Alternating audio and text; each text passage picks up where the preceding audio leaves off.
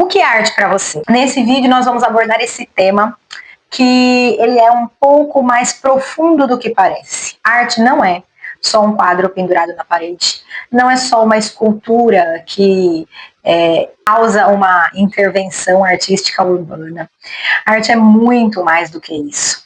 E eu tive pensando bastante sobre o que falar aqui, tem tanta coisa para falar, porque a arte, para mim, sou eu.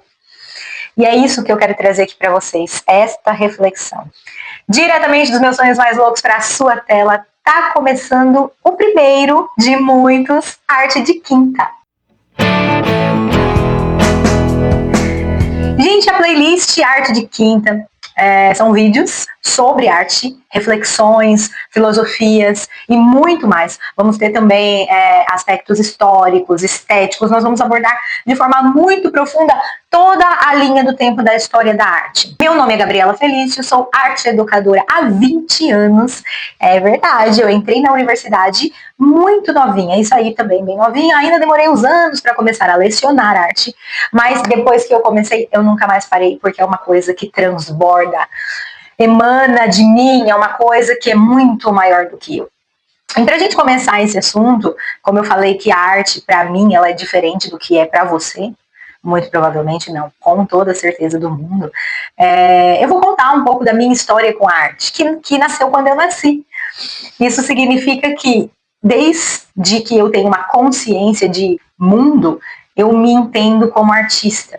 E eu vou te contar como isso fez com que eu me autoconhecesse e fez muito bem para mim, mas porque também eu sofri muito por ter essa essência artística. Antes de começar a contar a minha história, quero pedir para você se inscrever nesse canal se você gosta de arte.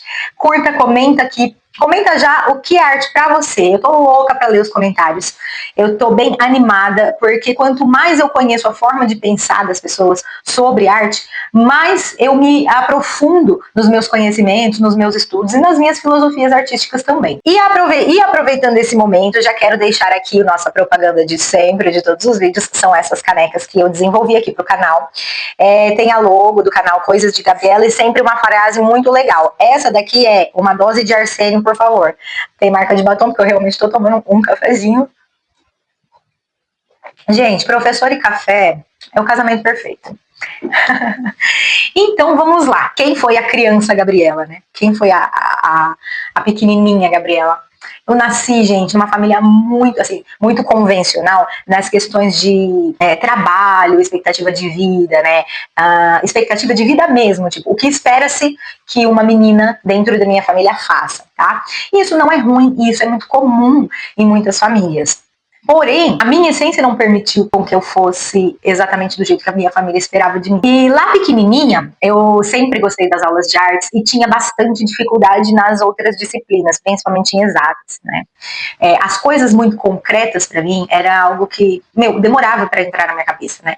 Então eu era bem pequenininha, mas sempre fui muito estimulada pela minha mãe. Minha mãe, ela foi 30 anos funcionária pública do estado. O meu pai foi bancário durante muitos anos, ele é formado em economia, minha mãe é formada em biologia, mas não exerceu, ela exerceu mesmo a sua profissão como funcionária pública num cargo que eu não lembro o que era, mas meu pai é formado em economia, trabalhou muitos anos no banco e teve depois empresa, enfim, hoje ambos são aposentados. Eu pequenininha, minha mãe sempre me estimulou muito, sempre me deu muita credibilidade para as minhas aptidões artísticas e os meus desejos e os meus anseios, que sempre foram latentes, desde muito pequenininha mesmo, sabe?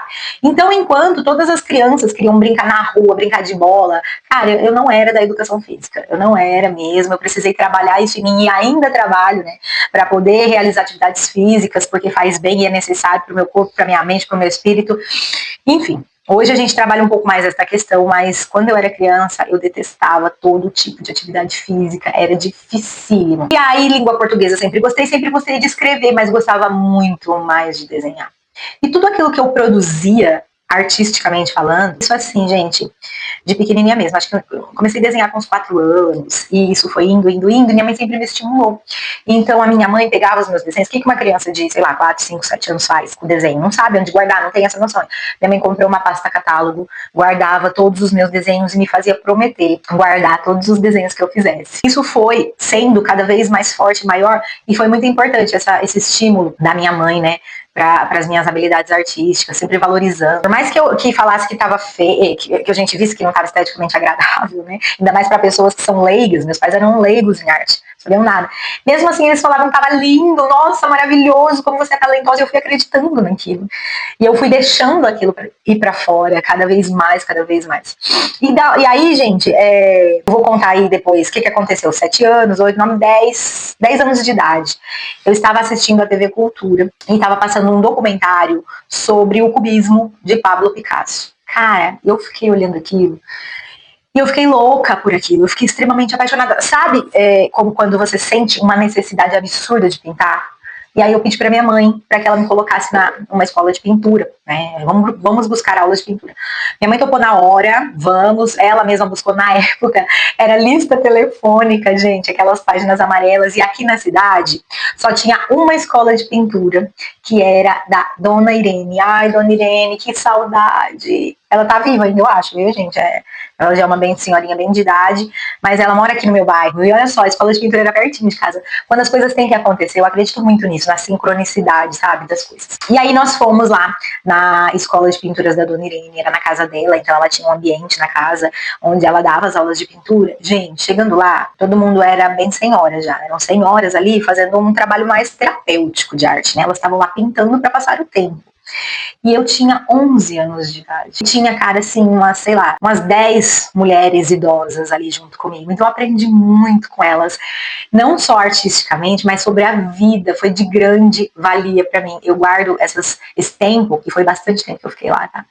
Eu guardo esse tempo no meu coração profundamente, e em algumas ocasiões da minha vida eu ainda acesso, sabe, as memórias afetivas que tenho lá da casa da Dona Irene. E eu ficava na aula da 1 às 5 da tarde, passava a tarde lá e era delicioso. Eu aprendi muito com ela, não só técnicas, mas a forma de pensar arte. Quando a gente é criança, a gente é muito ansioso para terminar e terminar um quadro logo, e ela falava: Gabi, me chamava de Gabi, aqui não é fábrica de quadro. Aqui é onde você se expressa e você aprende arte acadêmica. Lá era arte acadêmica, tá, gente? Não era livre expressão, como eu trabalho com os meus alunos particulares hoje, né? Então era arte acadêmica e técnica. Então ela ensinava toda essa parte de academia mesmo, né? Ampliação de imagem, composição de elementos de composição visual, linhas, formas, cores, textura. E a gente trabalhava muito a cópia, né? O que deu uma travada na minha criatividade, mas que depois, lá na universidade, que a gente vai chegar lá, isso foi soltando e foi ficando mais... enfim, eu trabalhei isso depois e aí a criatividade veio à tona. Mas ali ainda na Dona Irene, voltando um pouco, lá na infância, gente, por que o canal chama Coisas de Gabriela? Você já pensou? Quando eu era criança, eu nunca fui muito normal, sabe? Normal que eu digo é assim, padrão social. Eu nunca fui uma criança da forma que se espera que a criança seja. Então, alguns pontos aí. E aí, enquanto todas as amiguinhas queriam a botinha, a galochinha, sabe aquela botinha de plástico da Xuxa? Eu queria a da Turma do Arrepio.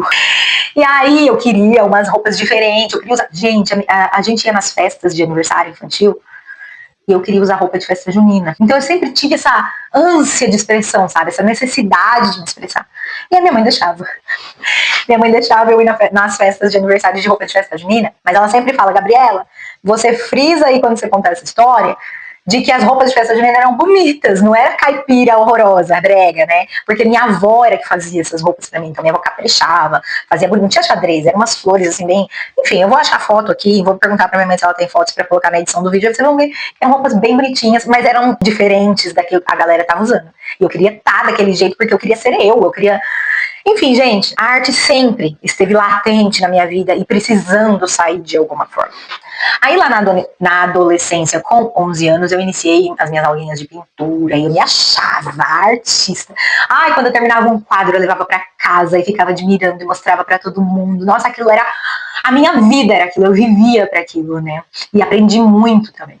E eu fiquei dos 11 aos 15 anos na Dona Irene, até que comecei a sentir uma necessidade de não mais copiar, e sim criar independente, né? De forma independente. Aí me despedi da minha querida Dona Irene. Levei todas as minhas coisas de artes, elas ficavam lá no ateliê da Dona Irene, aí eu vim com elas para casa. E aí toda ruptura, né, causa um desconforto. Tudo aquilo que é muito novo para nós causa um estranhamento. E o primeiro quadro, gente, que eu pintei na minha casa não foi satisfatório para mim, vamos dizer assim, tá? Mas aí o tempo foi passando, eu fui praticando, logo entrei no ensino médio, não, 15 anos já é primeiro ano do ensino médio. E aí aquilo foi melhorando, mas eu já estava assim, muito imersa no cenário de vestibular, né, do adolescente. Então eu estava estudando muito, eu estava numa escola excelente, sempre estudei em escolas excelentes, tá, gente? Ah, mas vou mostrar aqui pra vocês, esse quadro daqui, ó, eu pintei aos 14 anos. Ele tem características estéticas expressionistas, percebe? Gente, quem que com 14 anos tem umas ideias de pintar isso aqui, gente? Eu mesmo, né? Coisas de Gabriela. Deixa eu pôr aqui de novo. Ah, e falando em coisas de Gabriela, vou contar pra vocês a história do nome do canal. Então, como eu era muito diferente, eu escolhia as coisas todas bem diferentes, minha mãe sempre falava, coisas de Gabriela. E aí ficou... recentemente não, acho que há um ano, assim, eu comecei a colocar o meu Instagram, né, renomeei lá meu Instagram para Coisas de Gabriela, quando eu comecei a falar mais da minha arte e tudo isso, e aí ficou Coisas de Gabriela, cá estamos, falando daquilo que é da nossa essência, né, a arte e tudo que permeia esse assunto. Chegando na universidade, gente, eu estudava numa escola que a galera, todo mundo queria fazer medicina, ou odonto, ou... sei lá, todo mundo bem convencional, né? A minha família, todo mundo funcionário público e bancário. A maioria da minha família é isso, funcionário público e bancário. Aí lá na época da faculdade, ainda no ensino médio, prestando vestibulares, tive uma professora muito queridona, que me segue aqui no Instagram, eu a sigo também, professora Michela Mendes, que eu amo demais. Professora Michela era de história, mas ela acho que fazia alguma pós-graduação, mestrado, não lembro, em artes. Então ela colocava obras de arte nas aulas dela de história e eu ficava em êxtase. É o mesmo sentimento quando eu vi lá na infância o documentário do Picasso e do cubismo. As aulas da Michela eram assim... eu era assim, ó, na época da escola, eu era amiga de todo mundo, sabe? Aquela pessoa da galera. Eu era amiga dos nerds, quando eu tinha dificuldade, eles me ajudavam. Eu era amiga da galera da bagunça, também bagunçava com eles. Então era assim, ó, de todo mundo. Não tinha uma turma, todo mundo era minha turma. E aí, a professora Michela me inspirou demais, gente, demais. E resolvi prestar vestibular de artes visuais na Faculdade Federal do Mato Grosso do Sul. Eu tinha 17 anos, uma criança. E aí eu fui prestar o vestibular e ele era num fim de semana e no outro fim de semana as habilidades específicas, a prova específica. Eu fiquei uma semana em Campo Grande e eu nunca tinha ficado tanto tempo fora, tanto tempo longe dos meus pais. E aí eu vim pedindo pra Deus pra não passar, gente. Ai, que doideira da cabeça da gente, né? Se a gente pudesse voltar no tempo. Mas eu também acredito que tudo acontece do jeito que tem que acontecer. Passei no vestibular. Vim pedindo pra Deus pra não passar. Passei no vestibular de artes visuais na Federal em 13º lugar, muito bem colocada. E naquela época era muito comum, né, ao pessoal da minha geração, todo mundo foi estudar fora, mas eu não queria ir. E eu prestei também vestibular na universidade particular aqui da minha cidade, mas eu prestei psicologia. E aí eu não queria ir, a minha mãe falando, vai, é uma grande oportunidade, dando sempre força, sempre muito apoio. Enfim, resolvi que eu fiquei. Quando fui fazer a inscrição da universidade, né, a matrícula, eu tinha prestado psicologia, é uma área que eu amo, também utilizo na minha carreira profissional. Cheguei lá e falei assim, quero fazer artes, dá? Minha pontuação dá pra fazer a matrícula para artes? E ela, a secretária lá, a mulher que tava me atendendo, falou, super dá. Eu falei, então fechou, vamos fazer artes. Doida, né? Na época, o curso se chamava ainda Educação Artística. Como eu falei pra vocês, eu acredito muito que as coisas acontecem do jeito que tem que acontecer. Porque dentro do curso de Educação Artística, eu aprendi a parte pedagógica também. Eu aprendi psicologia também. Então foi maravilhoso, sabe? Eu fui fazer a faculdade de Educação Artística, né? Depois disso foi desmembrado para as 4 frentes de artes, né? Música, dança, artes cênicas e artes visuais. Foi assim, excelente, porque eu tive tudo isso de forma bem profunda. Minha universidade era ótima, assim, foi ótima. Agora desmembrou, não tem mais educação artística, não existe mais essa nomenclatura. Sim, meu diploma é antigo e tá lá escrito educação artística, né? Então, sou arte educadora, pós-graduada em arte e educação pela Unesp. Então, fiz também uma pós-graduação em arte e educação na Unesp. Minha orientadora, professora Arilda Inês Miranda Ribeiro, querida, maravilhosa, um beijo para você. Gente, mas por que a gente precisa entender? Por que eu quis aqui, né, contar primeiro para vocês a minha história com a arte, como a arte permeia a minha vida. Eu tive sim apoio da minha mãe, mas eu tive também o não apoio de muita gente. O povo falava, isso aí não vai virar nada, sabe que você vai virar uma pessoa que trabalha em qualquer emprego que não precisaria de curso superior. O que faz com arte, vai fazer o quê, sabe? E aí aquilo também foi me matando um pouco, eu fui começando a sofrer com isso, porque eu tinha uma necessidade também de superar a expectativa da minha família e também social como um todo, né, gente? E aí eu tentei entrar na faculdade de administração. Pergunta quanto tempo eu fiz faculdade de administração? Não deu 2 meses. Gente, aquilo era sufocante pra mim, sufocante. Eu sentia que eu tava morrendo. E aí a gente entra no aspecto que a arte, ela não somos nós que a escolhemos. Ela nos escolhe. E aí a arte nunca mais saiu de mim. E nunca vai sair. Ela nunca saiu. Eu nasci assim, sabe? Eu nasci precisando disso. Eu nasci precisando pôr pra fora isso, sabe? Então a gente, lógico que eu tô contando essa história aqui e você vai refletir como é o que é a arte pra você. Será que você não deixou a sua arte ser sufocada pelas pressões sociais, familiares? Gente, eu lutei muito contra esta pressão social e familiar, porque eu queria, assim, superar as expectativas da minha família, mas chegou um ponto que eu não consegui mais fazer outra coisa sem ser arte, sem ser ensinar arte, sem ser estudar arte. Porque qual é o papel de um professor? O que o professor precisa para passar um conhecimento para o seu estudante? Ele precisa saber, então para saber ele precisa estudar. E quando eu estudava, eu ficava totalmente imersa naquilo.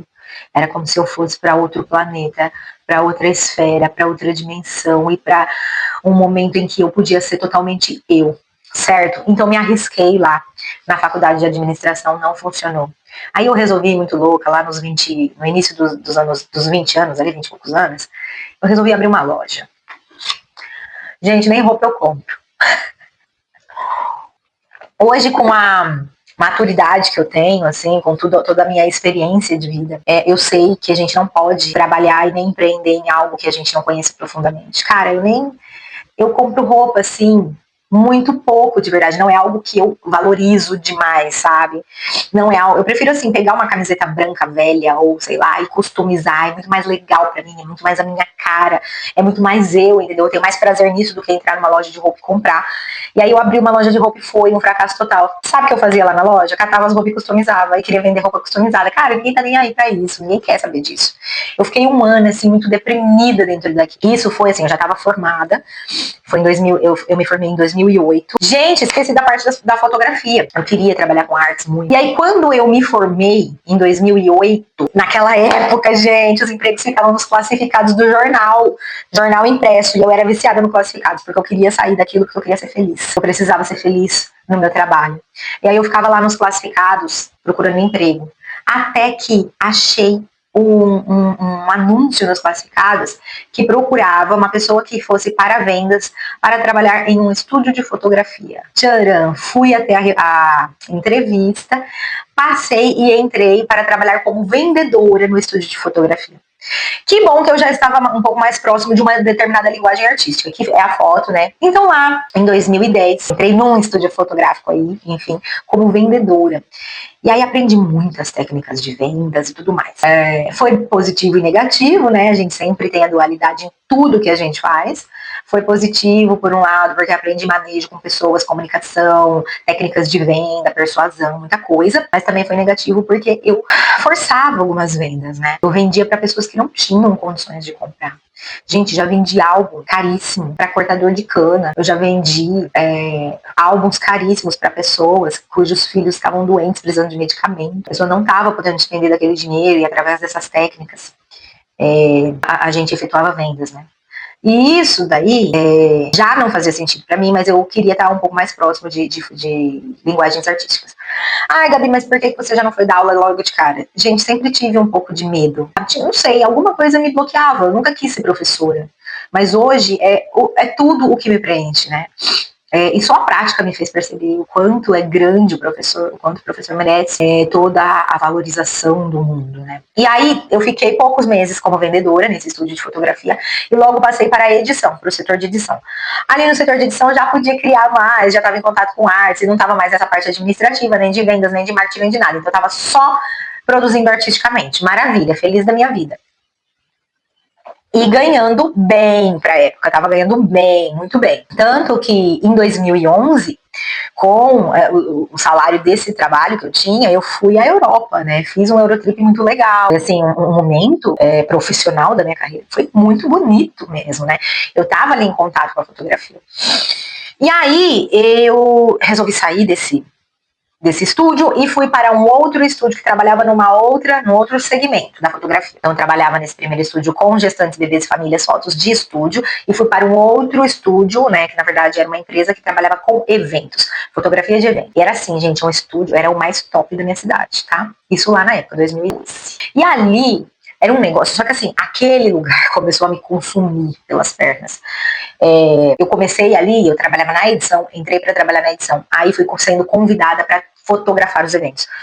E ali aprendi a fotografar, aprendi um monte de coisa, tudo grandes aprendizados, sabe? Só que assim, gente, eu trabalhava de segunda a sexta, editando, sábado, domingo, evento, segunda, começava, eu não tinha vida mais. Não tinha vida e eu fiquei por ali, acho que durante um ano, né, todo o ano de 2012. Todo ano de 2012. Aí resolvi abrir uma loja. Ai, que fracasso. Foi um fracasso total. Fechei essa loja, tombos financeiros horrorosos. Se não fosse a minha família, gente, me ajudar, eu tava lascada. O que eu vou fazer? Né? Fechei essa loja, o que eu ia fazer da minha vida? Fui dar aula. Aí a minha mãe conhecia muitas diretoras de escola. E a gente foi mandando os currículos para as escolas, até que uma escola estava realmente precisando de professor de arte. E eu entrei lá, em 2013. Gente, me apaixonei pela arte e educação, me apaixonei por ensinar. E aí eu fui estudar mais. E depois que eu entrei lá, que eu fiz a minha pós-graduação em arte e educação na Unesp, enfim, todo esse meu contato, e dali eu não parei mais. Só que o que eu quero dizer com tudo isso, agora você já sabe toda a minha história da arte, minha história com a arte, né? Mas o que eu quero dizer com tudo isso, gente, é que assim, a arte pra mim, ela é tóxica em alguns momentos, porque eu não consigo fazer mais nada sem ser arte. E professor, cara, é muito desvalorizado. Professor de arte, então, piorou. E assim, se você me perguntar, não é porque eu sou arte educadora, mas se você me perguntar o que é mais valioso, qual é a disciplina que é mais importante para o ser humano dentro da escola, é a arte. E não é porque eu sou professora de arte. A arte me escolheu e eu não consigo mais sair dela de forma tóxica, ela me escraviza. A arte forma o ser humano, forma a essência, a alma, né? A arte é quase que uma disciplina holística dentro da escola regular. Então, assim, é valiosíssimo, gente. Eu sou muito feliz por trabalhar com arte. Só que, assim, é desvalorizado. Não, a gente não tem um bom salário e a gente não é também muito bem visto, né? Eu costumo falar, nas reuniões de pais, ninguém quer falar com o professor de arte. É sério. O professor de ciências, de matemática, de língua portuguesa, a galera tá fazendo fila e eu tô lá, tarará, de boa, ninguém quer falar comigo.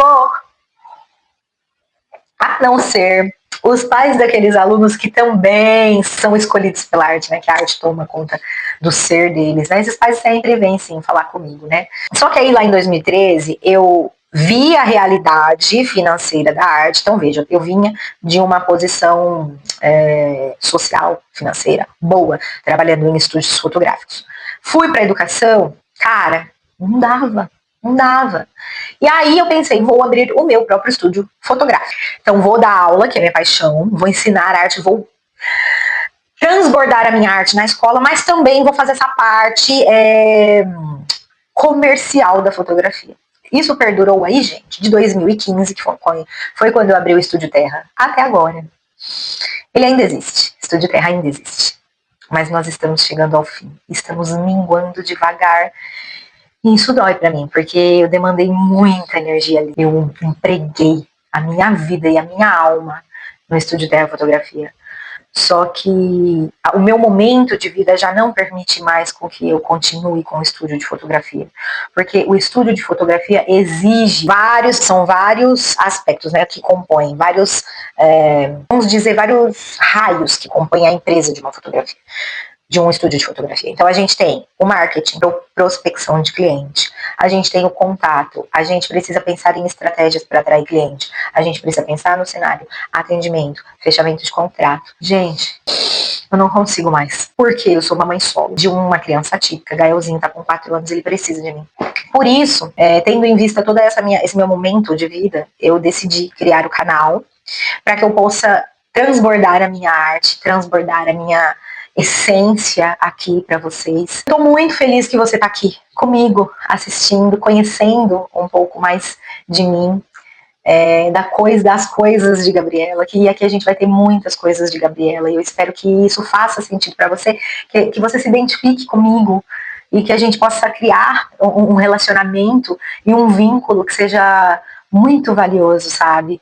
A arte é muito incompreendida, ela é muito profunda emocionalmente e fala muito sobre sentimentos, pensamentos e ideias.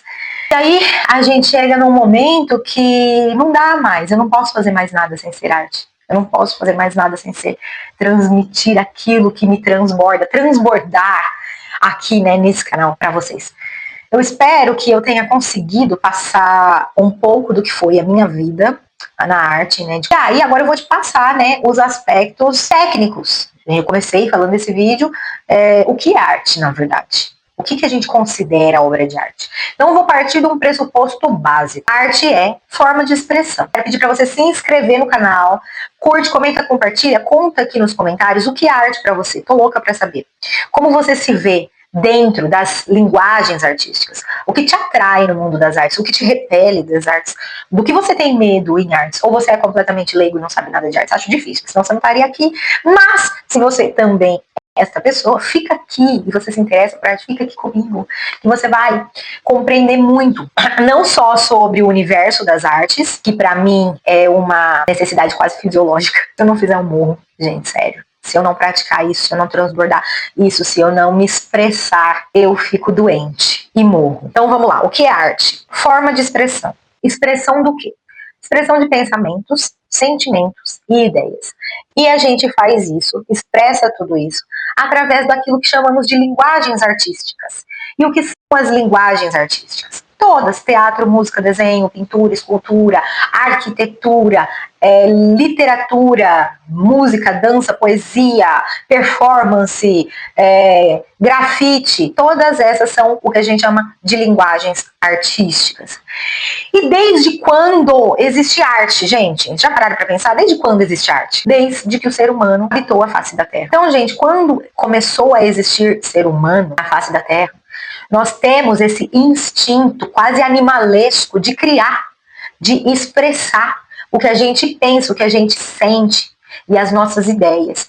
E tudo isso é feito através da arte. Então, lá na pré-história, que surgiram as linguagens artísticas primordiais, e a gente lá na escola aprende primeiro sobre a arte rupestre, mas não foi nessa ordem, vamos pensar na ordem, né?